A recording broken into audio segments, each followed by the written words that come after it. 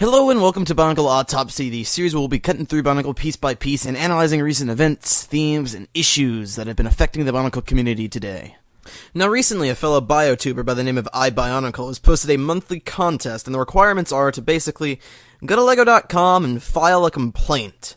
And in that complaint, he wants you to say, "Bring back Bionicle!" He also wants you to record a video of yourself describing the impact Bionicle's had on your life, and he plans to compile all the entries and send it off to LEGO in a campaign to get Bionicle back. Now obviously he's received quite a lot of backlash from the Bionicle community at large, and it's really no surprise. If you've followed the Bionicle community for a while now, you've probably heard something like this before.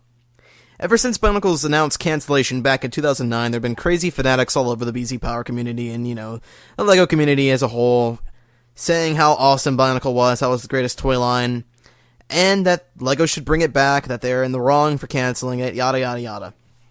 There have been several different campaigns to get it back, such as petitions and groups and letters, and each and every single one of these are faced with a similar outcome. They never work, and they usually receive a lot of backlash from the Bionicle community. Now, in theory, these ideas sound pretty decent. If Bionicle was cancelled due to lack of consumer interest, then surely showing LEGO that there are consumers out there and that there is a market willing to buy their product would help convince them to re-release it. The issue is, Bionicle wasn't cancelled due to lack of consumer interest. It was cancelled for a lot of various other reasons, and mass spamming LEGO isn't going to change these reasons.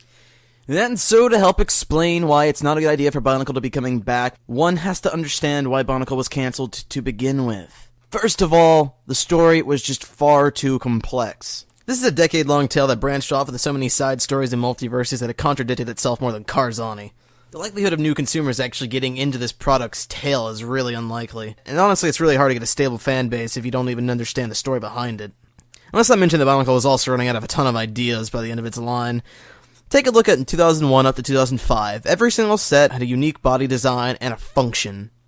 These functions were heavily engineered and really creative. And they stuck with the line up until 2006 when it was replaced by a bunch of gimmicky lights and glow-in-the-dark pieces.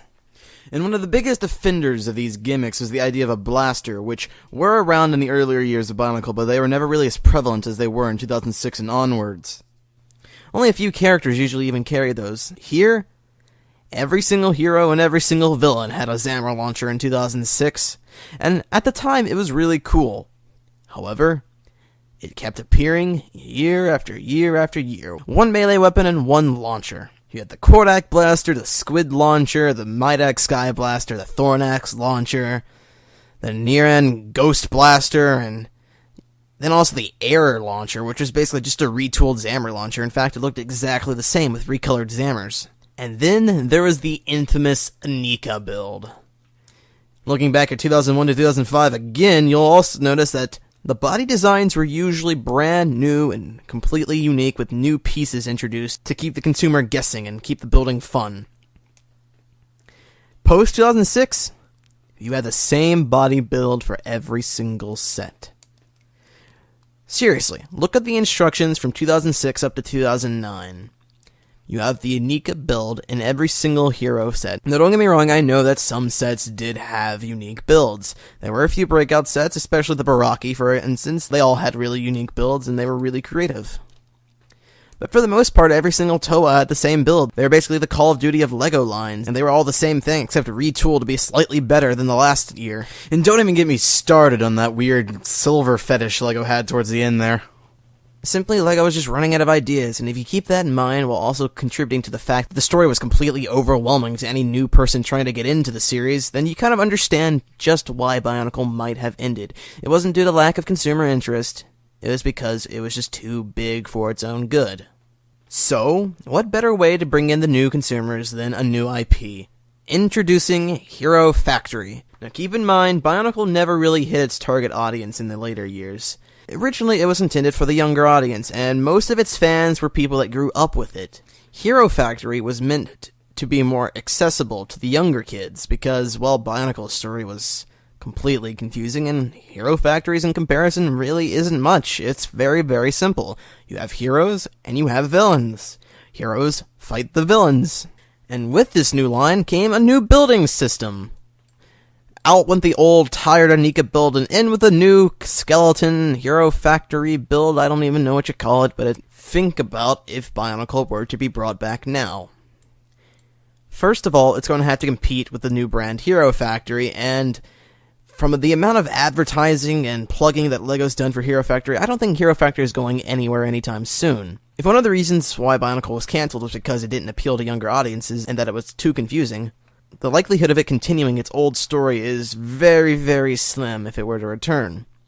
So that means we're probably going to be getting a completely revamped and rewritten story. Who knows, it might be similar to the old story, it might just be a reboot, but it definitely won't be the same.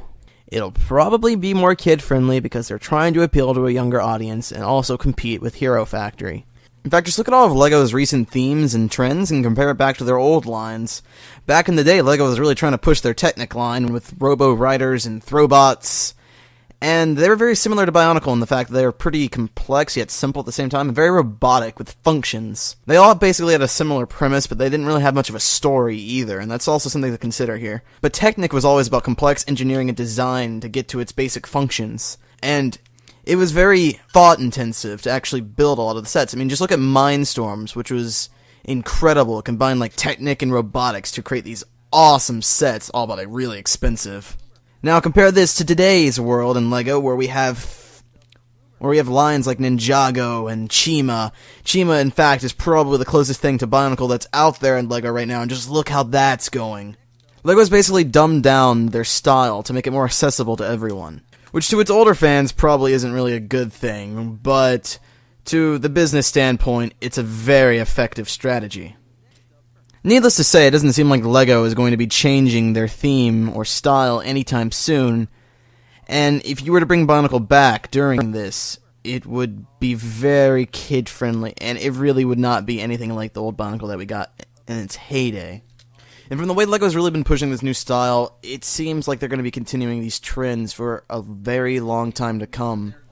There's also been a rumor that originated from Eurobricks. There is a member there called Front, and he has been a known LEGO employee, set designer, and he's stated that the Bionicle parts are just melted down. That's why we don't see them in Hero Factory anymore, because Hero Factory has its own thing. Why would they need to use Bionicle parts? Bionicle's done. There's really no reason to keep these parts. They're not going to be using them anymore. So, melt them down, use them for something else. Now, this is just a rumor, and it's highly possible that it was all a joke, but if we were to take this in consideration, that means if Bionicle were to be re-released, it would not have any of the same old pieces. It more than likely would share a lot of its build with the Hero Factory sets, and if people are complaining about Hero Factory now, they're probably going to be complaining about Bionicle, because really, if Bionicle were to come back, it would just be a retool to Hero Factory. It would appeal to the younger audiences, and it would share a lot of the same pieces that Hero Factory has.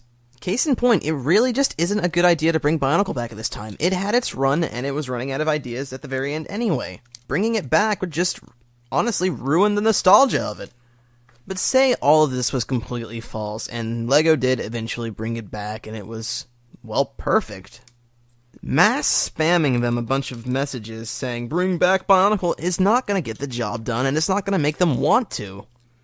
It just shows them how obnoxious the Bionicle community is. Why would they ever want to cater to someone who keeps bothering them and pestering them to do something they obviously don't want to do? They want to move on. And it's this reason why this campaign is such a bad idea to begin with. And I think most of the fans realize this, and that is why it's getting so much criticism. I mean, let's just face it, Bionicle probably isn't going to be coming back. So instead of trying to force its revival, how about we all come together as fans and just remember it? Because that's the best way to keep Bionicle alive.